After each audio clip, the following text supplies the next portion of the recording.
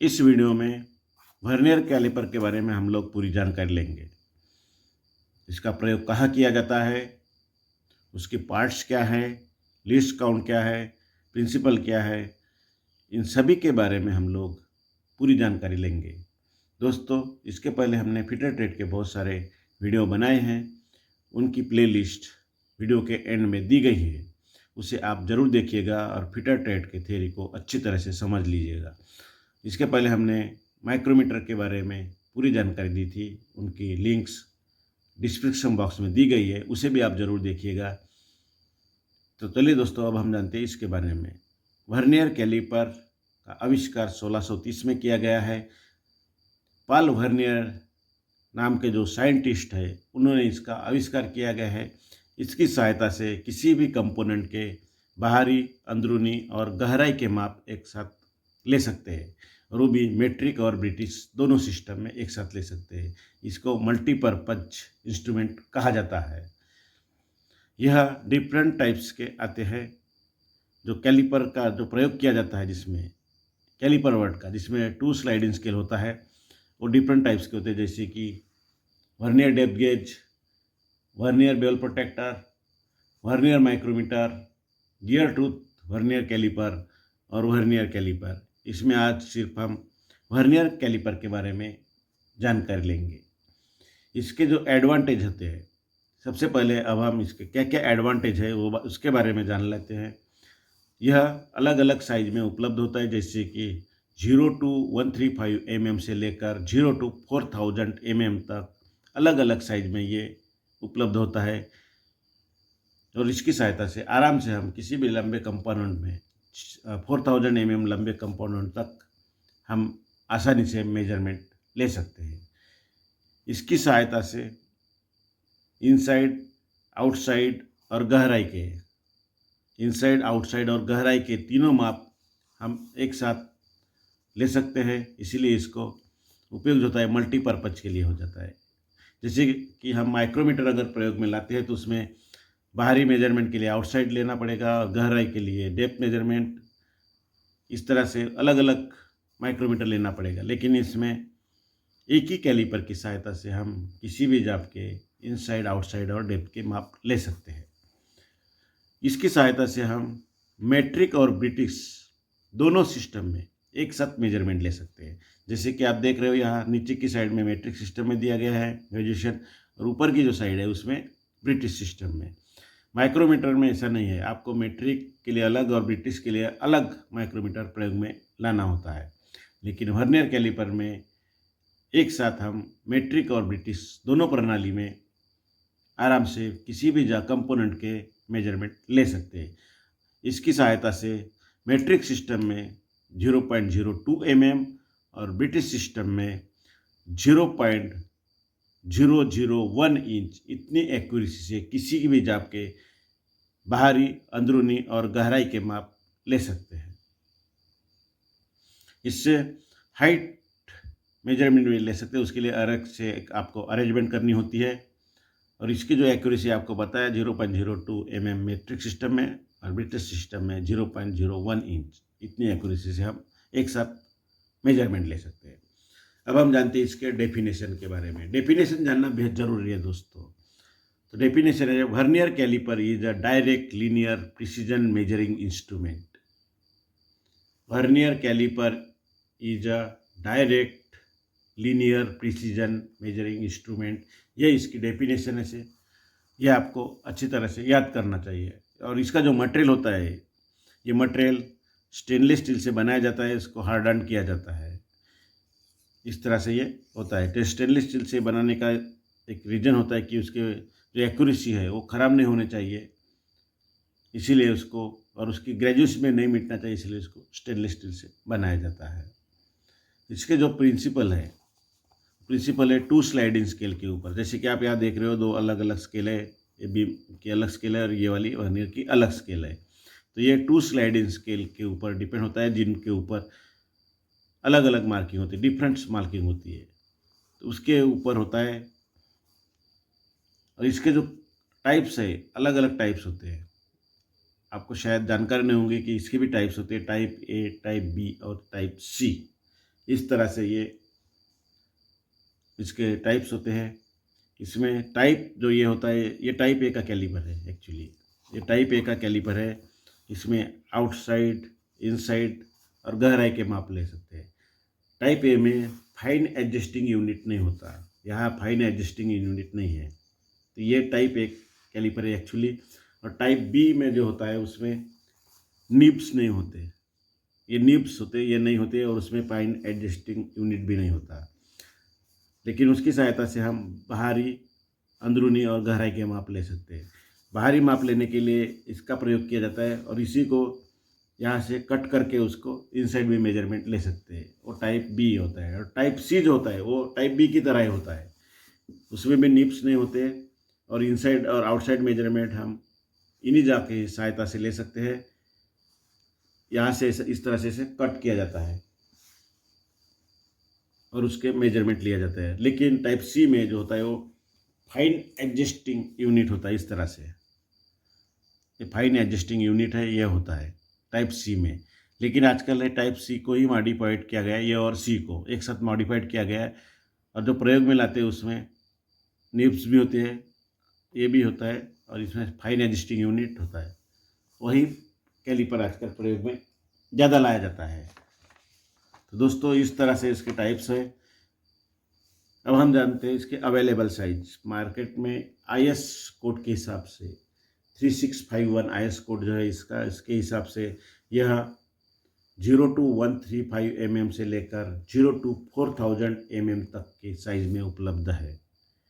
0 to 135 mm से लेकर 0 to 4000 mm तक के अलग अलग साइज में ये उपलब्ध होता है। अब हम जानते हैं इसके पार्ट्स के बारे में। सबसे पहले हम इसके पार्ट्स बताते हैं। फिक्जा, इसको वर्नियर हेड कहा जाता है। इसको ये vernier head, Beamer main scale, ये मूवेबल जा, वर्नियर स्केल। इसमें फाइन एडजस्टिंग यूनिट नहीं है। हमने आपको दिखाया था इस तरह से फाइन एडजस्टिंग यूनिट होता है। ये फाइन एडजस्टिंग यूनिट। उसके बाद आते हैं डेप्थ गेज, इनसाइड मेजरिंग जा, इसी को निब्स कहा जाता है, और ये लॉक नट। इस तरह से इसके पूरे पार्ट्स है। सबसे पहले अब हम जानते हैं फिक्स जा के बारे में।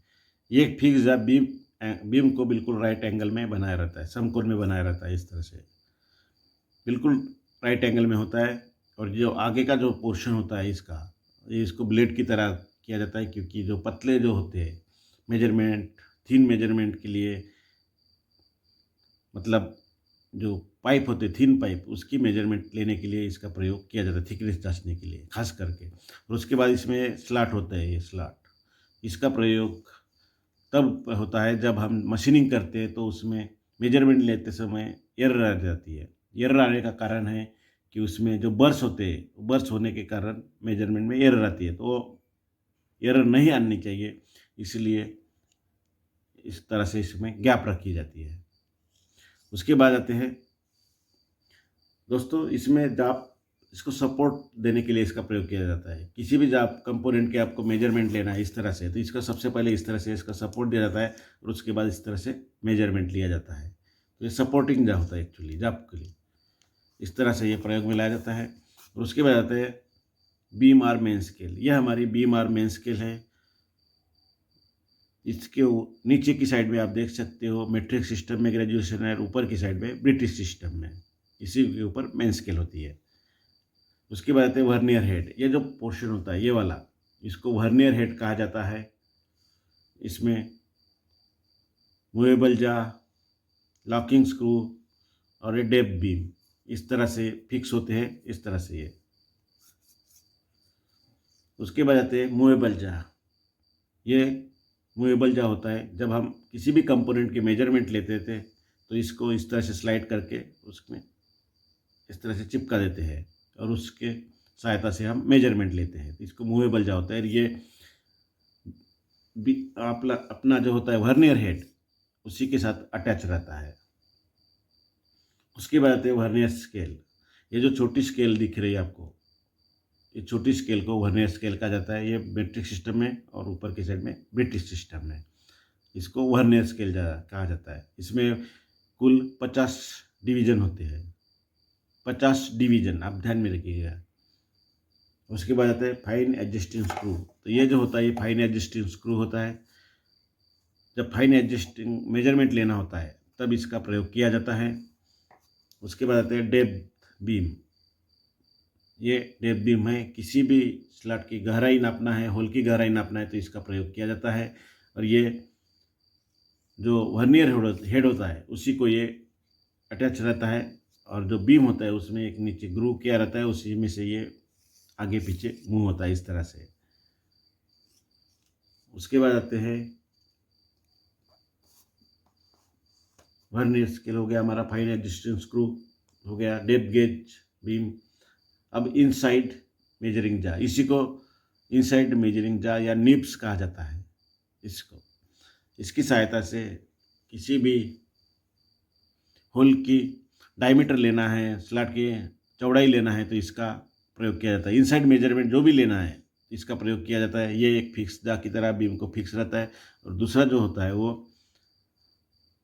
वर्नियर हेड के साथ अटैच रहता है, इसलिए वो आगे पीछे होता है इस तरह से। उसके बाद आते हैं लॉक नट। लिया गया मेजरमेंट बदलना नहीं चाहिए, इसके लिए लॉक नट का प्रयोग किया जाता है।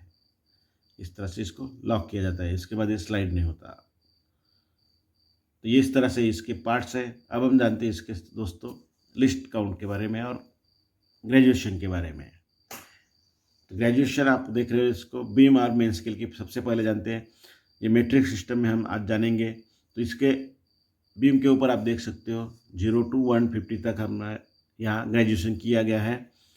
और एक एक जो डिवीज़न होता है मेन डिवीज़न, इसको MSD कहा जाता है, main scale division.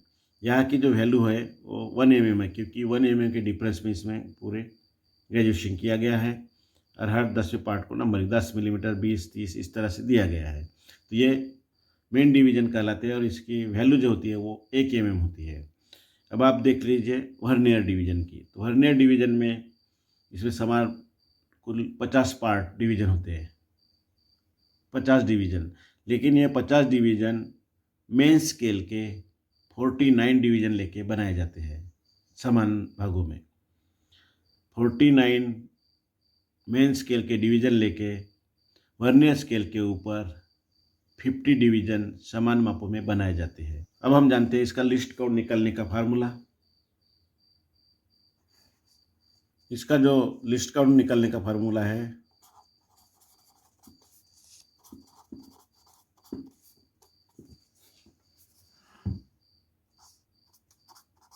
1 MSD minus 1 VSD, यह उसका लिस्ट काउंट निकालने का फार्मूला है। तो हमारे पास 1 MSD का है वैल्यू, 1 MSD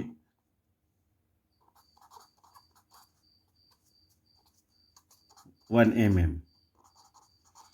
कि MSD जो होते हैं वो बीम स्केल के डिवीज़न होते हैं, और ये 1 MSD की जो वैल्यू होती है वो 1 mm होती है, क्योंकि 1 mm के डिफरेंस में ग्रेजुएशन किया रहता है। अब हम जानते हैं VSD के बारे में। VSD तो आपको हमने बताया था कि 1 M जो VSD होते हैं वर्नियर स्केल डिवीज़न, ये कुल 50 होते हैं। तो 50 में से सिर्फ हमको एक डिवीज़न, जो पहला जो डिवीज़न होता है यहाँ का, जो पहला जो डिवीज़न होगा उसी की हमको लिस्ट काउंट मतलब मेजरमेंट लेना है, वही उसका लिस्ट काउंट होगा। तो हमारा एक का लेना है, लेकिन ये पूरे कितने डिवीज़न है 50 है, तो हम 50 लेंगे। और उसके बाद ये बने कितने डिवीज़न से 49 मेन स्केल के 49 डिवीज़न लेके उसमें 50 बनाए, इसलिए हम इसमें 49। इस तरह से हमारे जो VSD की वैल्यू आ जाएगी वो इस तरह से आएगी। यहाँ VSD के यहाँ तक आपको समझ में आ गया 1 MSD, क्योंकि ये 1 मिलीमीटर के डिफरेंस में ग्रेजुएशन होती है, इसलिए हमने 1 MSD की कीमत लिया है 1 mm। और जो 1 VSD होता है वर्नियर स्केल डिवीज़न, तो उसका 1 का लेना है तो हमें 1 लिया है, और एक कुल कितने हैं 50 है, और वो 50 कितने MSD से बने हैं 49 से, इसीलिए हमने 49 लिया, तो 1 USD की कीमत इतनी आ गई। तो इस तरह से हम इसमें अब लिखेंगे list count is 1 MSD 1 BSD, इस तरह से हम लेंगे।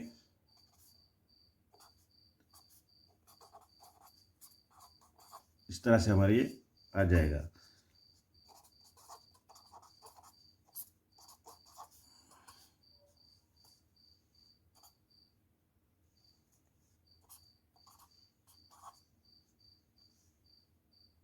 तो इस तरह से ये लिस्ट काउंट आ जाएगा 0.02 mm।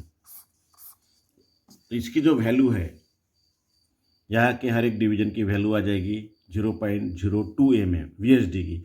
जब भी यहाँ का पहला जो पार्ट डिवीजन होता है वो कोइंसाइड होगा तो उसकी जो वैल्यू आ जाएगी वो 0.02 mm इतनी आ जाएगी। जब दूसरा होगा तो 0.04 हो जाएगा। इस तरह से ये इसके वैल्यू आ जाएगी। तो ये आपको समझ में आ गया होगा। अब हम दूसरे तरीके से भी निकालते हैं।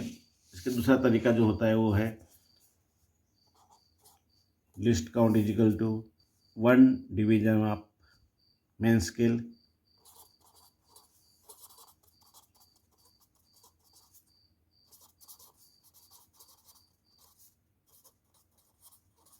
Divide by total division of vernier scale.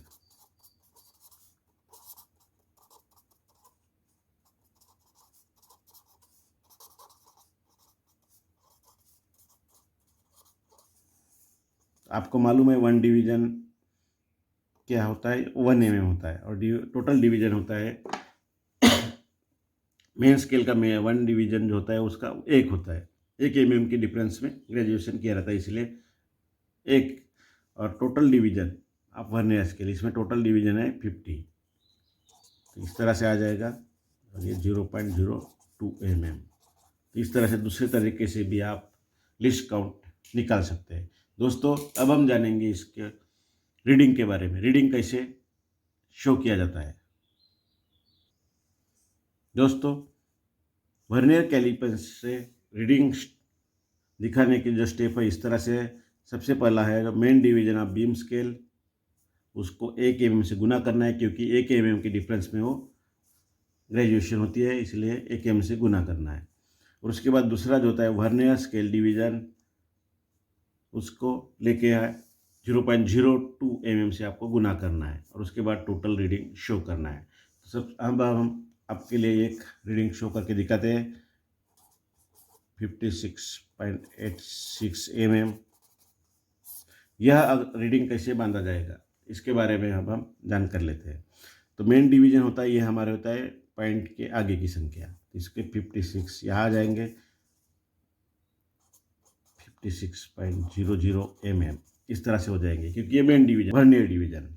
उसको लेने के लिए आपको क्या करना पड़ेगा, ये जो 86 आने के लिए आपको कौन सा डिवीजन कौन साइड होता है वो आपको जो देखना है। तो इसके लिए आपको क्या करना है, सिंपल सा, ये जो 2 होते हैं 2 से इसको डिवाइड करना है। तो इसमें 43 वा जो डिवीजन होता है वर्नियर स्केल में, टोटल कितने होते हैं, 50 होते हैं। 43वां डिवीजन जब ऊपर के मेन स्केल से कोइंसाइड होगा तब वो जो वैल्यू आ जाएगी वो 86 हो जाएगी, 0.86 mm। इस तरह से हमारा ये आ जाएगा। तो इसकी टोटल हो जाएगी 56.86 mm। तो इस तरह से ये रीडिंग हो गई। जब 43वां डिवीजन कोइंसाइड होगा तभी वो रीडिंग 0.86 आएगी, ये बात आप ध्यान में रखिएगा। और जो पॉइंट के बाद की जो वैल्यू होती है उसको आप 2 से डिवाइड करके जो भी आते हैं आंसर वो यहाँ लिखिएगा, और वही जो हिस्सा होता है वही आपको कोइंसाइड करना है। तो सबसे पहले अब हम जानते हैं इसमें कैसे लिया जाता है। तो उसको आपको हम एनिमेशन के माध्यम से भी दिखाएंगे, लेकिन उसके पहले हम डायरेक्ट यहाँ शो करके दिखाते हैं। तो ये हमें लेना है 56.86 इस तरह से। ये हो गए 50 और ये 55, टोटल 25। अब हमें लेना है 56। तो इस तरह से हम आगे बढ़ेंगे। ये 0 जो होता है, 0 56 से आगे बढ़ गया है। अब लेना है 43। तो यहाँ से हमें 43 का डिवीजन लेना है। तो ये 43 यहाँ आ जाएगा, ये वाला डिवीजन। तो इसको हम आगे बढ़ाना है, ये ऊपर की साइड में कोइंसाइड होना चाहिए इस तरह से।